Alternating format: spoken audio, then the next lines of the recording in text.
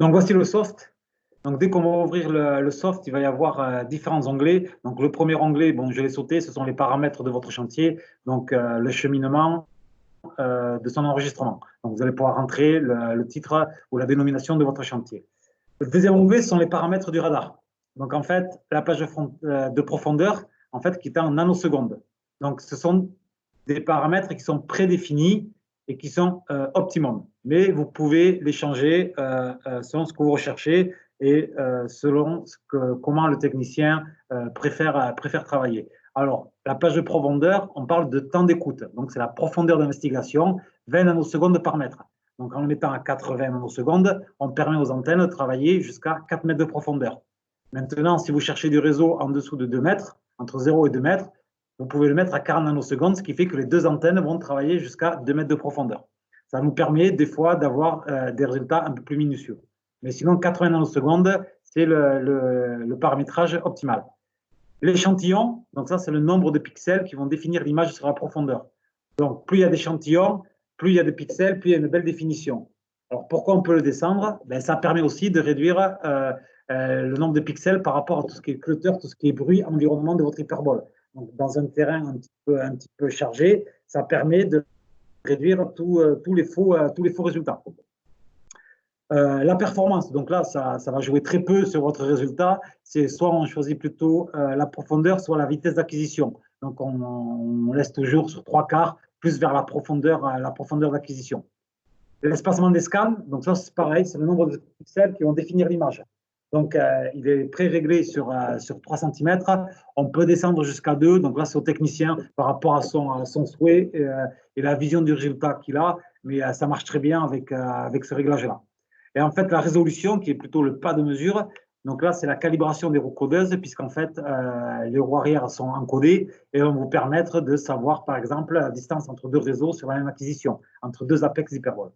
Donc, on va de suite voir le soft, ce que ça donne.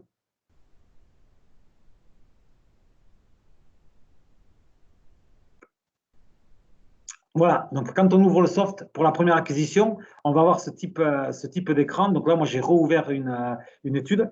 Donc, vous allez avoir un premier écran qui va être en fait un plan. Donc, dans notre système à nous de marché détection, ça ne nous sert pas à grand-chose, si ce n'est en couplant notre radar à un GPS et en faisant monter un DXF sous coordonnées, on peut avoir notre DXF en direct. Donc ça, on va pouvoir l'enlever. Donc ici, nous avons 3 pastilles, 3 icônes, et en fait, vous avez l'icône carte, l'icône surface supérieure et l'icône surface inférieure. Donc de profondeur et de surface. Donc ici, la carte, je l'enlève. Ou je peux la remettre. Donc on va se retrouver à un écran concernant l'antenne de surface et un écran avec l'antenne de profondeur. Donc la surface, elle est ici. La profondeur, elle est ici. Donc je peux enlever mon antenne et la remettre. Ou enlever celle de surface et garder que la profondeur, ou les deux. Donc ça permet d'avoir une corrélation des résultats. Donc là, c'est l'antenne de 700 MHz, donc moins profonde, mais la définition est supérieure. Ici, l'antenne de 250 qui va descendre beaucoup plus profondément. L'avantage du 250, c'est qu'on va voir un petit peu mieux les traces de mouvement, notamment ici. Donc ça, ce sont des signatures, notamment sur les câbles. Donc c'est bien de pouvoir travailler en corrélation des deux, ou rien qu'avec une. Donc on peut l'enlever. Au début de votre acquisition, vous pouvez l'enlever. Ici, vous avez 3 icônes qui apparaissent automatiquement. Un zoom automatique, manuel et le contraste. Donc, dès que vous allez commencer votre acquisition, votre écran est encodé tous les 5 mètres. Donc ici, on va pouvoir l'agrandir. On va le mettre plein écran. On va l'encoder tous les 2 mètres. Voilà. Donc pour l'instant, l'écran est vide. Et là, c'est parce que c'est déjà une étude. Et je peux changer mon contraste automatiquement. Dès que je vais mettre mon stylet ici, ça va apparaître. Donc, je peux rajouter mon écran de profondeur ou pas. Ici, je peux prégriller. J'efface mon projet. Je reviens dans les paramètres, mais je ne peux plus les bouger, si ce n'est les filtres.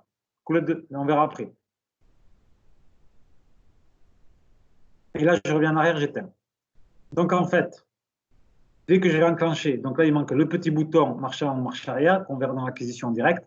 Dès que je vais enclencher mon radar, je vais le pousser ou le tirer. Donc, admettons que je le pousse, et la ligne verticale blanche, ça sera mon radar, qui sera en jaune, lors d'une acquisition. Je vais passer sur mon réseau. Ça va dessiner une hyperbole. Je m'arrête. Je vais reculer mon radar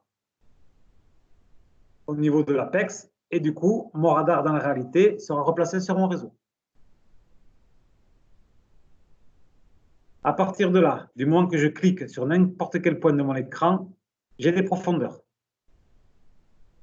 Donc, si je clique sur mon apex, ma profondeur apparaît 0,81. Sur cet apex, 0,74. Ça apparaît automatiquement.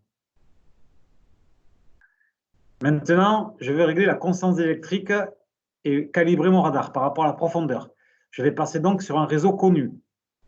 J'ai pris par exemple une génératrice supérieure de pluviale qui était à 0,70 cm, j'ai mesuré avec 1 mètre, et je vais passer le radar devant la grille de pluviale pour avoir dessiné l'hyperbole de mon pluvial, de la génératrice supérieure.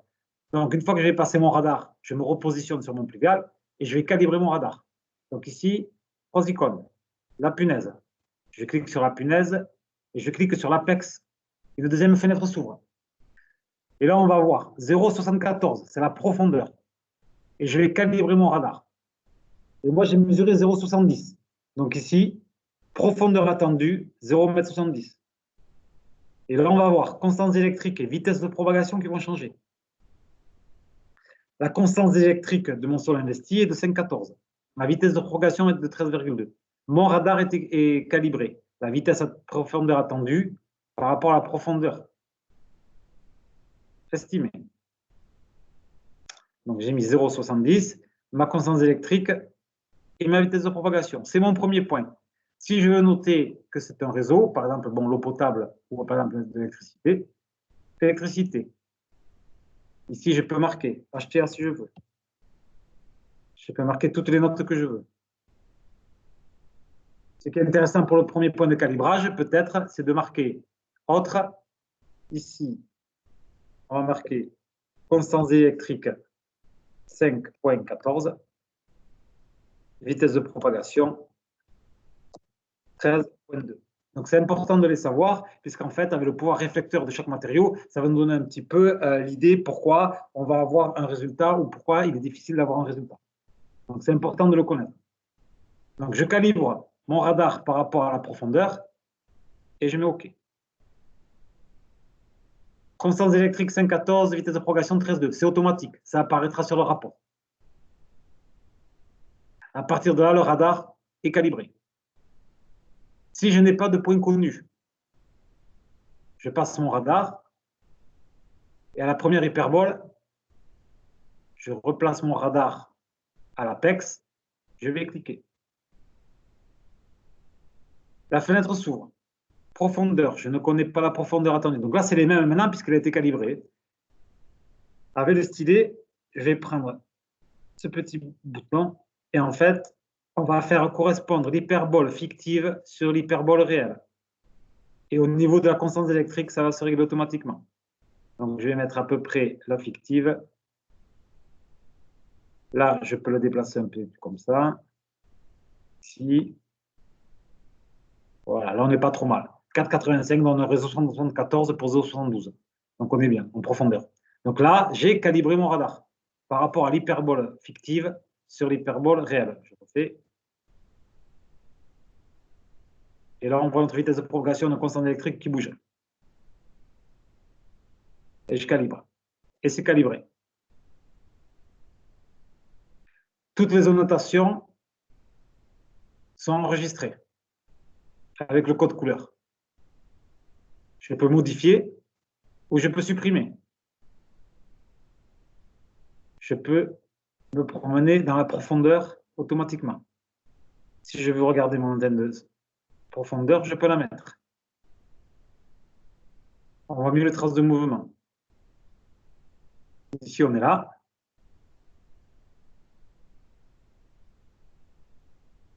Donc ici, on voit notre hyperbole avec une légère trace de mouvement. Ici, on voit beaucoup mieux la trace de mouvement. Intéressant lorsqu'on cherche un câble. Là, on n'a qu'une hyperbole, on n'a pas de trace de mouvement.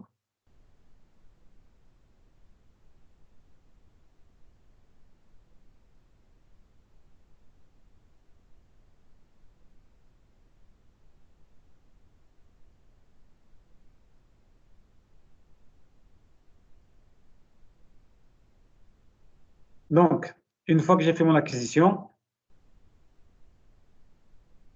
le rapport sort automatiquement. Vous pouvez y joindre une photo, image additionnelle. Donc, vous pouvez faire une photo de votre chantier. Vous allez pouvoir choisir un rapport en plan ou radargramme. Donc, le nom de votre étude, le nom de votre projet, la localisation, la compagnie, l'opérateur et la date. C'est la couverture de votre rapport. Et on retrouvera sur votre rapport toutes vos annotations automatiques. Donc, toutes les annotations que vous avez pu marquer, toutes les couleurs qui ont été associées automatiquement, du moment que vous marquez assainissement, marron. Électricité, rouge. Eau potable, bleu, ainsi de suite. Les couleurs sont associées au réseau. Et l'APEX avec vos annotations. Donc, c'est un câble HTA. J'ai marqué câble HTA. Avec ma vitesse d'acquisition. Donc, ça, c'est pas mal. Ça permet de faire un rapport assez complet des hyperboles qu'on a pu marquer et de rendre quelque chose d'assez précis. Et toutes les annotations que j'ai marquées reviennent ici en note. Donc, c'est une buse de diamètre, par exemple. Section du câble 3x95, c'est le branchement coffret de l'entrée 136. Toutes les annotations que vous voulez. Et vous pouvez les modifier au bureau sans problème. Donc, voilà un petit peu pour la soft. Et on va aller faire une acquisition en direct sur la table.